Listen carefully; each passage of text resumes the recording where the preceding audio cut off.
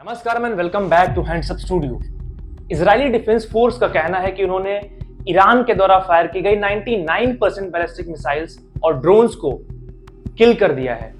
आपको लगता होगा ये बड़ा आसान है क्योंकि इजराइल एक टेक्नोलॉजी में सुपर पावर देश है, उनकी आर्मी बड़ी हाईली क्वालिफाइड है। आइए जान, इजराइल के पास एक ऐसी भी मिसाइल है जो कि ईरानियन मिसाइल्स को पल भर में तबाह कर देती है। इसका नाम है एरो।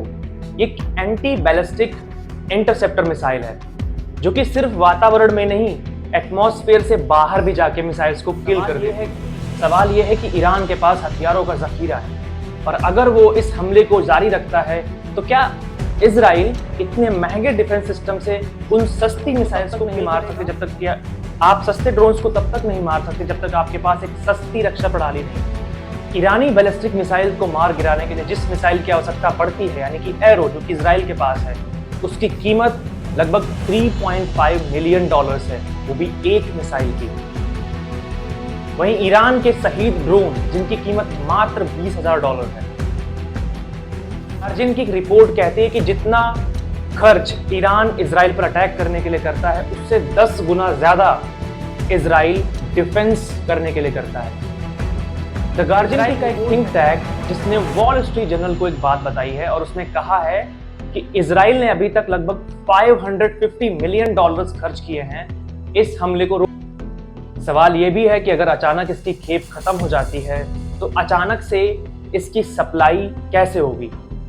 जैसा कि आपने यूक्रेन में देखा कि वहां पर कैसे मिसाइल्स की सप्लाई, इससे चिंता में होकर आजकल कई देश डिफेंस सिस्टम में चेंज ला रहे हैं। माइक्रोवेव बेस्ड लेजर बीम, अगर ये प्रणाली सक्सेसफुल हो जाती है, जो कि टेस्टिंग में है, तो आने वाले समय में डिफेंस सिस्टम जो है वो और भी सस्ता हो जाएगा।